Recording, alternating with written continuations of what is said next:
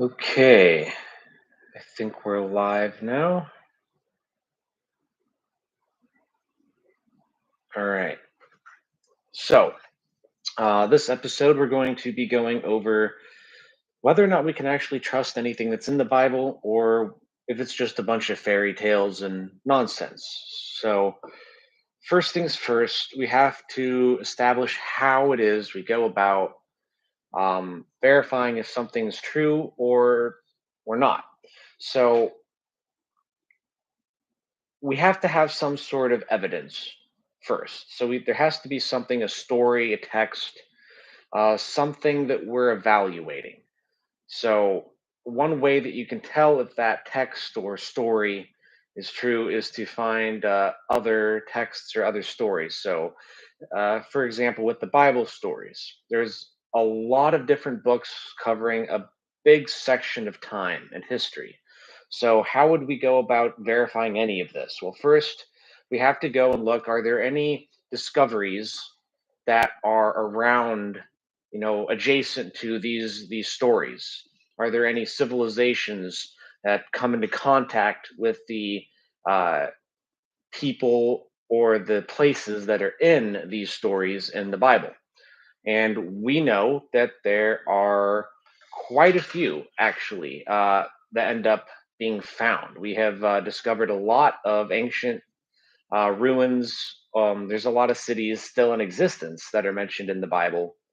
So we know that there were real places to start off with that have these names that these characters went to and interacted with. I mean, most of the, probably maybe even half up to of these cities either still exist as ruins or still exist and are being lived in to this day, like Jerusalem and other places. So we know a lot of these, and we can go there and look. So that's one of the ways we can prove it too. Is it geographically correct? So when they're talking about these locations, if there's a lake or a river or a mountain nearby, when they're talking about these places, are they giving correct locations? Is so if there is a landmark nearby one of these locations, when they discuss where this landmark was compared to, the city or wherever it was that they were, are they giving you correct information? Can you go there now and still see this landmark? Is it still accurate? Can we measure it? Are there other stories, anything that also verify this? So like if we go there and we walk the same path that the story says the character walked, will we see the same things? And if you don't, if the landmarks are different, if the distances, if they aren't painting an accurate picture of what the place looks like visually and geographically, probably a good evidence that it's not legitimate, that the people who are telling the story don't know what they're talking about, that it might even be a fake story. So, one thing is just the geographical location, what it looks like, what the area around it is like. If they're mentioning plants or trees, animals that were in the area, are those plants and trees and animals, do those actually exist in the area from the story? Because if not, that can throw some doubt on the entire story altogether. So, and another thing is when it talks about other lands, other kingdoms, can we go find those kingdoms? And if they're there, can we look through their history? Do their histories talk about any of these interactions? So we know that for a fact there are lots of documents just from Jesus's time while he was on Earth. Uh, Rome occupied Israel. So the Hebrews were under Roman occupation.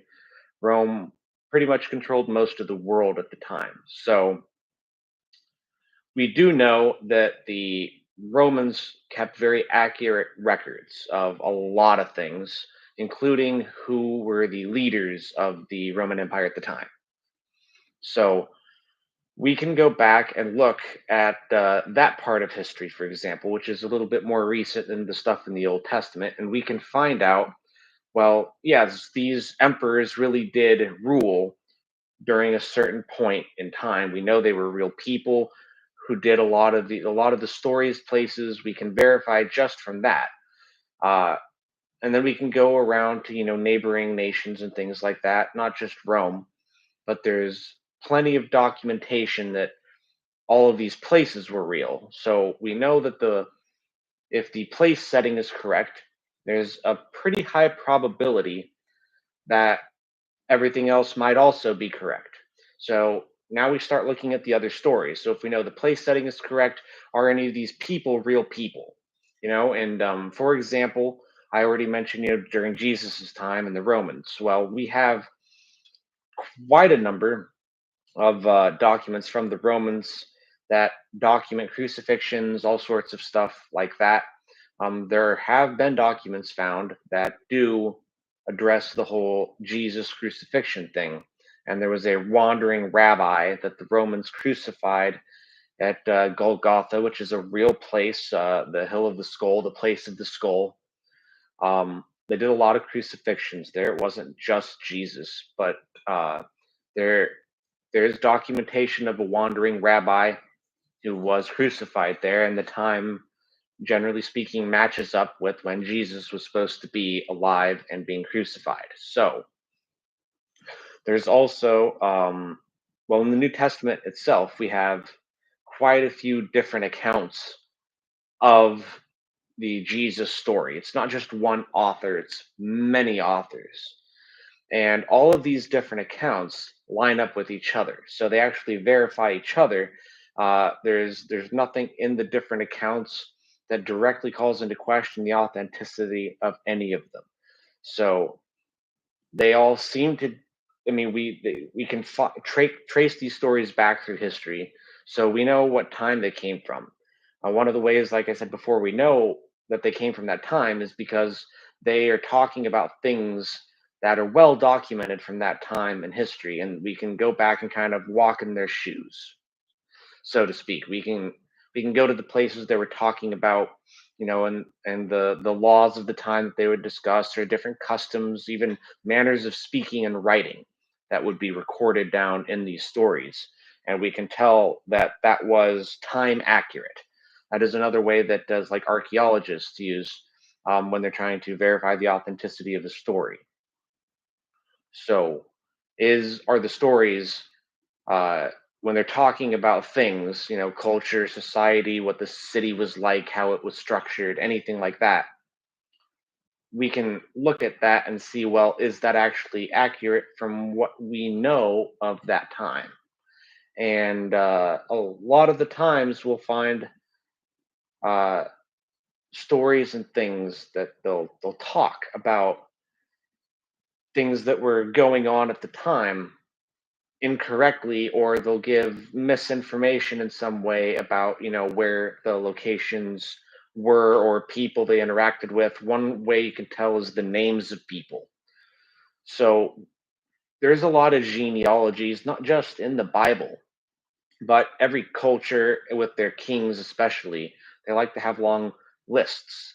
And a lot of cultures were still taking they were doing something called a census. So you'd get we still do this today. So to get lists of how many people were under their rule. So we can go back and look at a lot of these, and we can see, the types of names, the types of things people were being named during those times.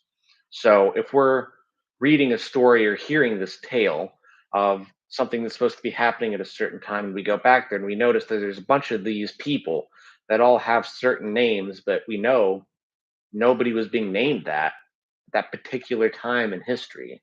Well, then that can throw some doubt on the story itself. For example, the Bible, we have several people named James, several people named John, you know, uh, several people. I mean, there's lots of overlap, and we know back at that time, those were in fact popular names in the area. Those were popular Jewish names. A lot of people were called. Now, Jesus's name, of course, was Yeshua. We would translate that as Joshua, I believe, in English. But there were a lot of people named that at the time. That was even a pretty popular name, just like James, John. I think there was even a couple Lukes, but there was multiple Lazarus names. So we do know. that the names also kind of verify the time period. Just like here in modern culture, right? In America, if you come across someone named Gretel or Gertrude or Bertha, you have a pretty good idea that they're most likely an older generation. There aren't very many people named that now. But if you come across the Jacob, there's a lot of those. There's still a lot of Johns. you know there's a lot of those kind of names still, but I mean, there's certain names that just seem out of place for the time. Not a lot of people are named that. So again, we have the geographical locations, landmarks, things like that at the time. We also have names, popular names at the time. Are those names lining up with this story? Then we have, other documentation from neighboring areas that can also verify these stories. So those are just some ways that we can go about figuring out if the story is factual or not. Okay, if all the information in the story is lining up with what we know from cultures that were nearby, we can tell that it's worth listening to or not, and then we can keep investigating further. So there's a lot of dates, a lot of genealogies, especially in the Old Testament. So we can kind of go back and track a lot of the timeline just through these genealogies. So, but we have to have a base to start with. We have to have a verified time that we can go back to and say this for sure is the date for these. So it happened. We can go back into more recent history, like the New Testament times, Jesus' era, and we can find places that match up, like I said, with the Roman documentation, because a lot of the times in the Old Testament they didn't use, they didn't have BC, AD, any of that kind of stuff yet. So I mean, they don't use the same time systems that we used. A lot of the time it was based on whoever the ruling king was at the time, or whatever land was occupying the area, and a lot of it the timelines had to do with that. That's the way they counted time.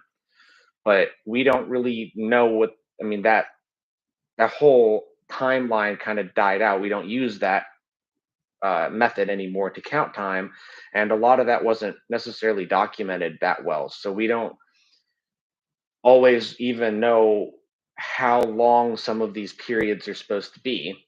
So when we use stuff like, the Romans, for example, in the newer testaments, the newer documents, it's a lot easier to start matching these dates.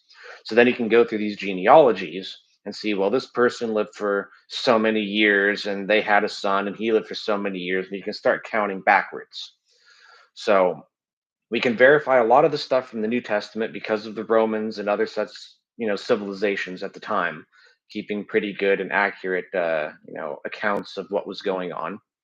And we do know that we use pretty much the same system for time that they use, so we can pretty easily piece all of that together. So, but then it goes back even farther. We got an even bigger area in the Old Testament. How can we verify any of that timeline? Is any of that true?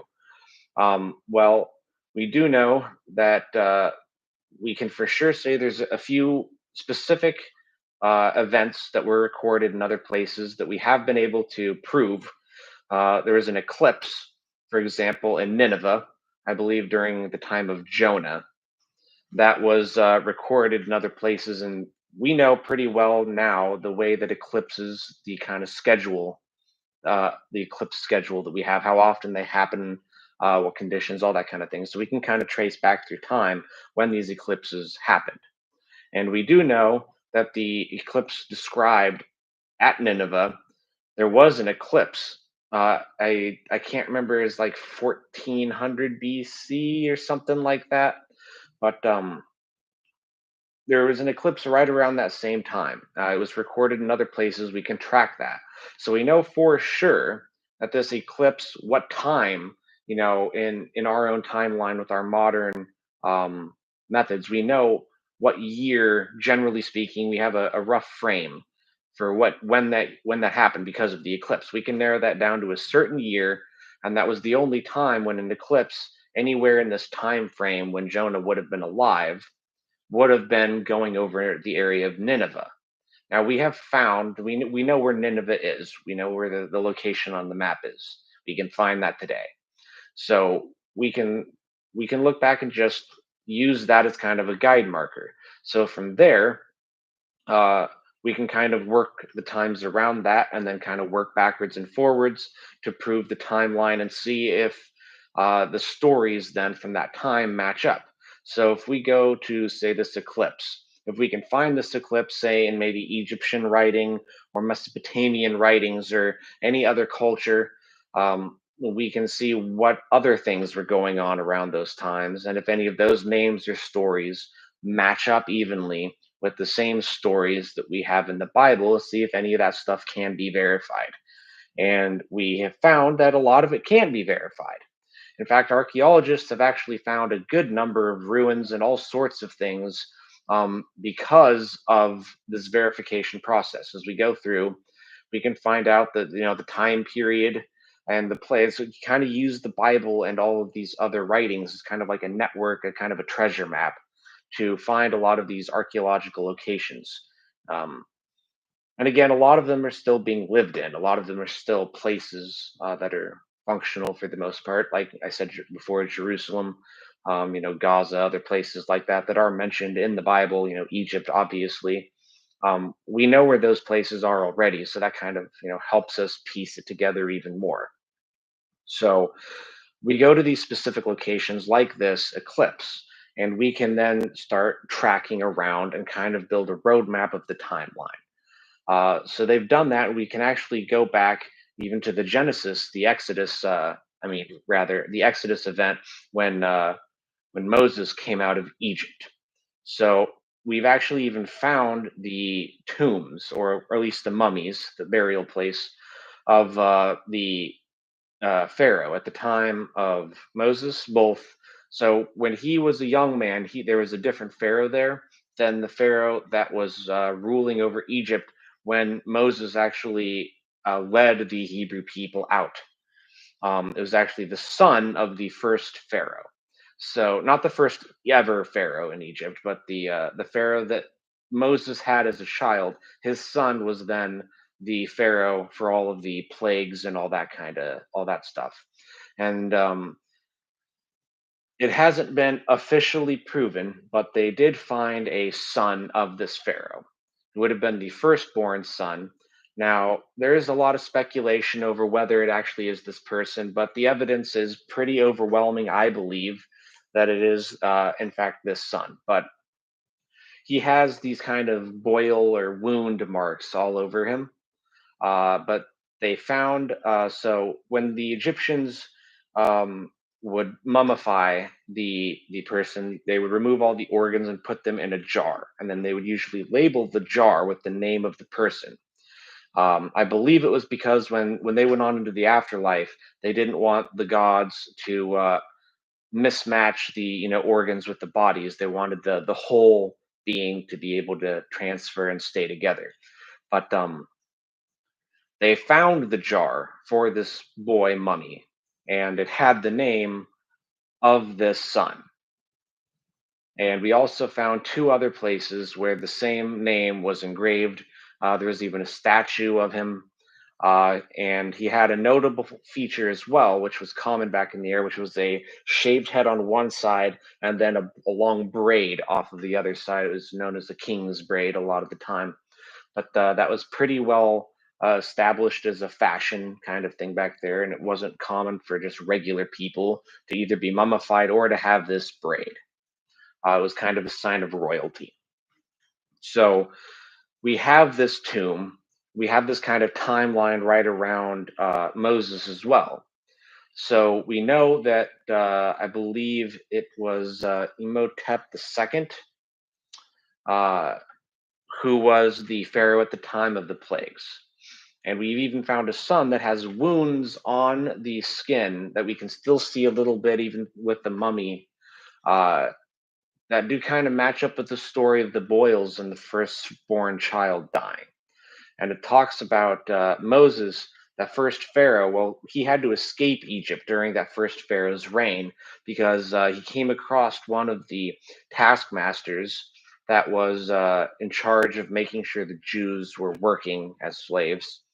and this would happen to be a Roman soldier, or I mean, an Egyptian soldier, and the soldier was beating the Hebrew, and Moses comes over and beats this soldier to death, and then flees the country.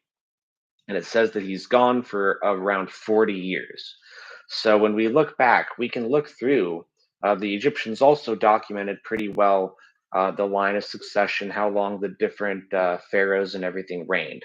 So we can go back and look at these lists and find out, well, were there any pharaohs during this rough time span when the Hebrews might have been there, that or that Moses rather might have been there toward the end of the Hebrew time in Egypt? Are there any pharaohs that ruled for 40 years or more that will kind of line up with the story? Well, sure enough, the mummies they found, that particular family, the father happened to rule for, I think it was right around 50 something years. Then his son takes over, and then his son's firstborn dies and has all of these kind of, boil looking marks on his skin. So this all kind of tracks with the biblical story, adding more support evidence to what was already known.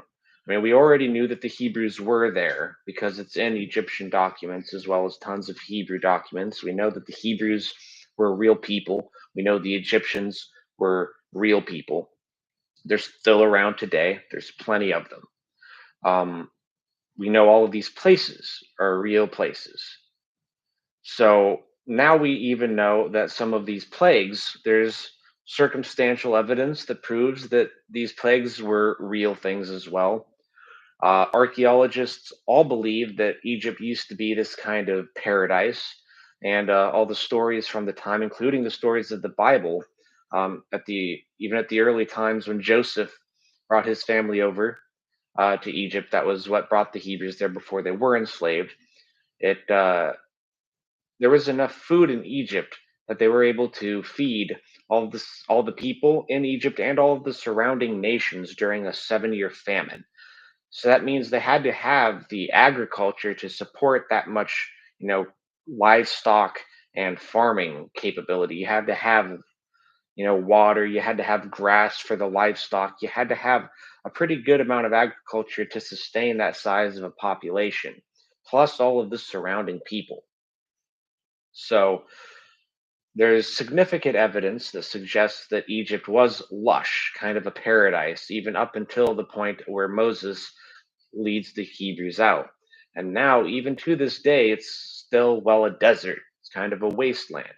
Now, not all of it, there are very beautiful parts, don't get me wrong, but nothing like it is described in a lot of these ancient stories. Okay. So there is this dramatic change in just not, maybe not the topography, but the kind of ecosystem of the area.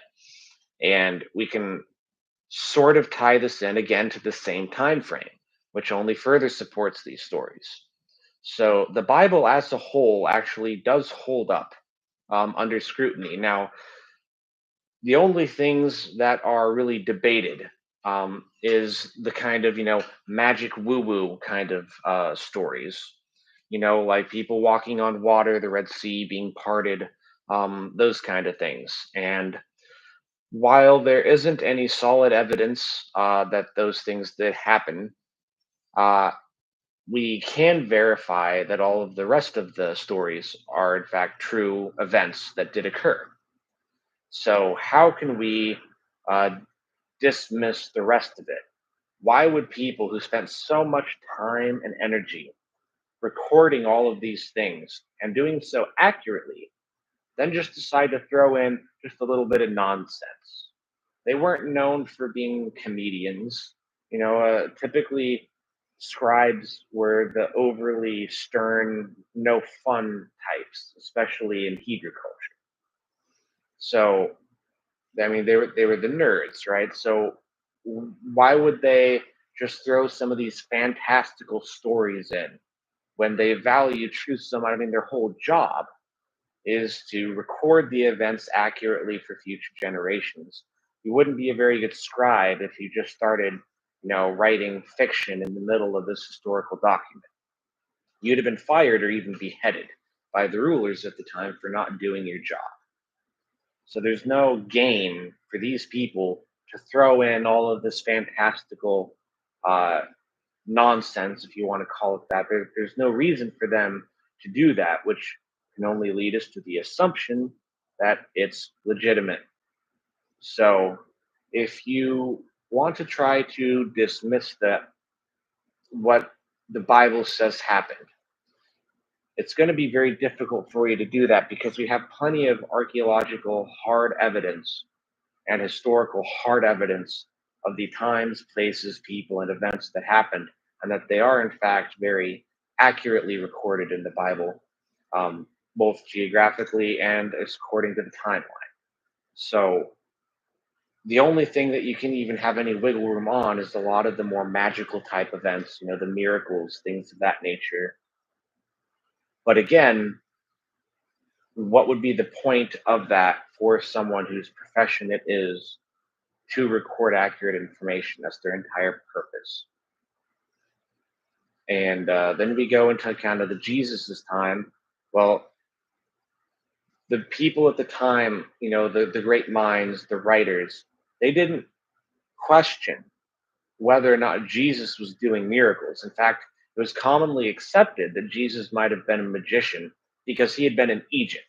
And Egypt at the time was well known for being a land of sorcerers and magicians.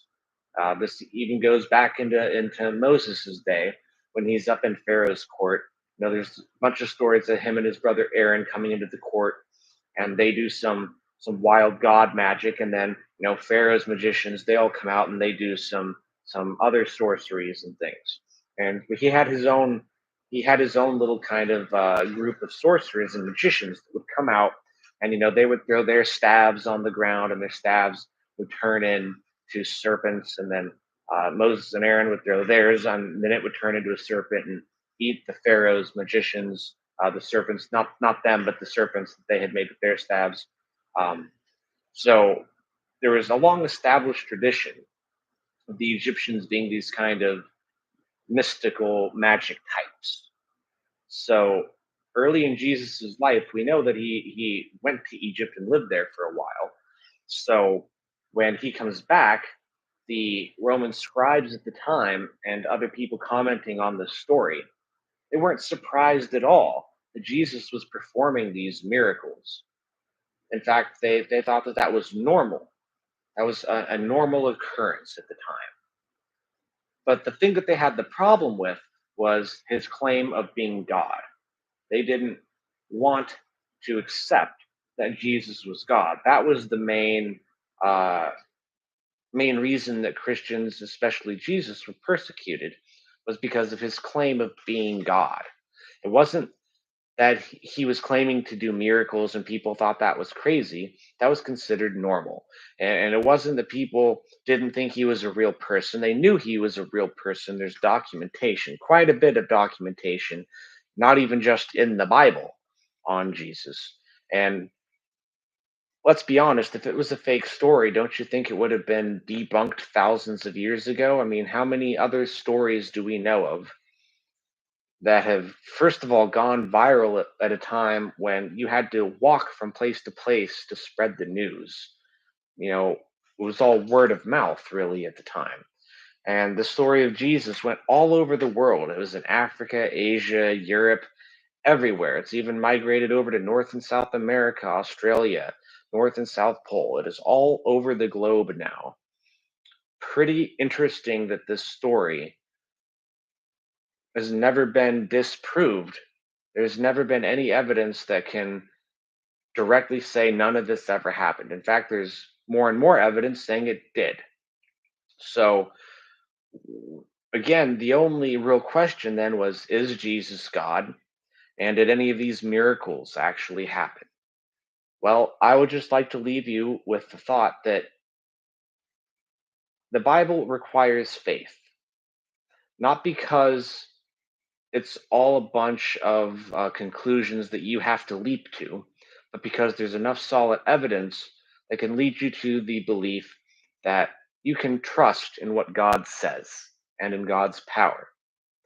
And if you can do that, then you can trust God to accurately allow the truth and the accurate events and recording of those events to travel down the generations. And we know that that's accurate because we have found 1,000+ year old documents that are still word for word the same message that we have in our Bible today.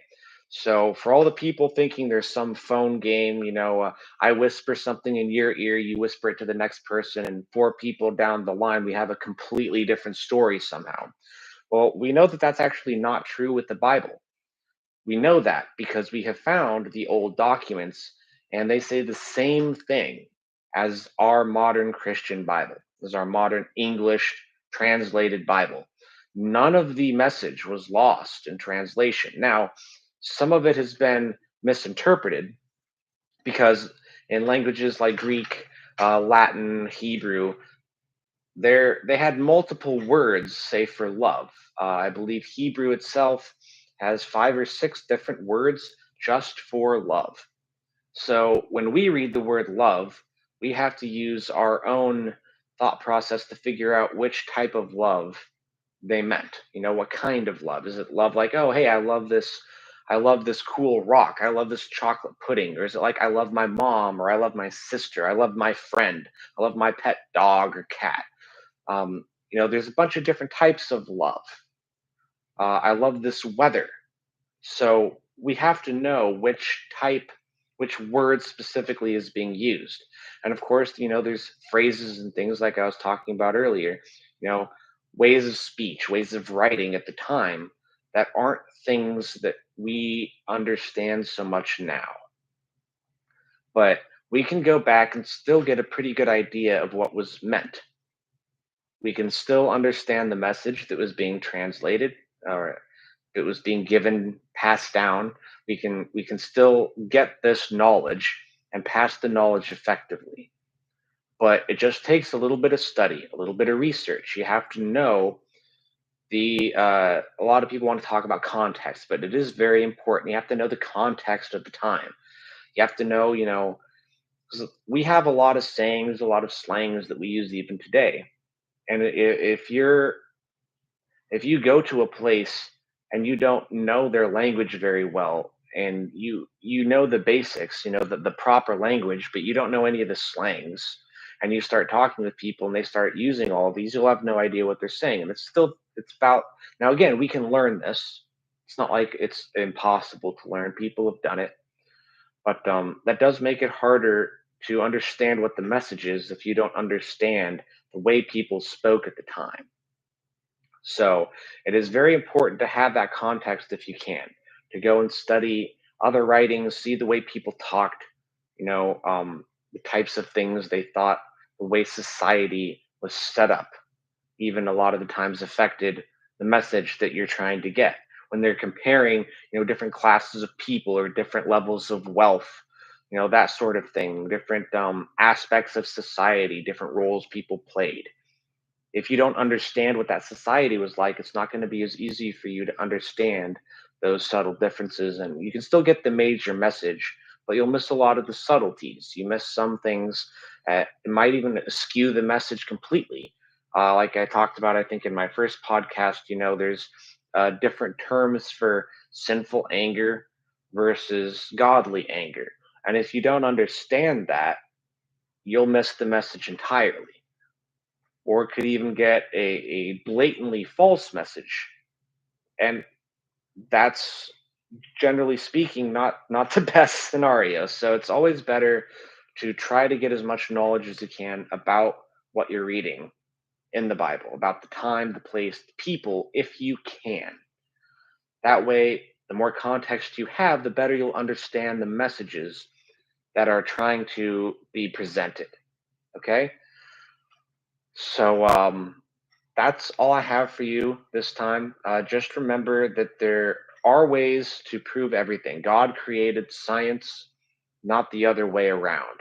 We can use science to prove anything. You don't have to be a scientist, you don't have to have a PhD. That's the beauty of science. Anyone can reproduce, do the same experiment, go to the same location, reproduce the exact same evidence. You can go see a lot of the tablets, documents, things with your own eyes. You can study it for yourself. You can do your own research. You can come to your own conclusions. Now, I don't want you to just believe everything I say. If there's something in this video, in this podcast that you think is just complete nonsense, feel free to talk to me about it in the messages. You can also feel free to do, like I said, do your own research. Google is a very helpful tool. There's a lot of misinformation, but there's also a lot of very good information. That's going to be true about any topic, no matter how important or how ridiculous. So just remember, you can find all of this information. It's not hard to find. There are real, PhD scientists out there who can tell you a lot about this. There's documentaries, there's YouTube videos, all sorts of things. So don't ever stop asking questions. Don't ever stop learning. And yes, you can trust the Bible.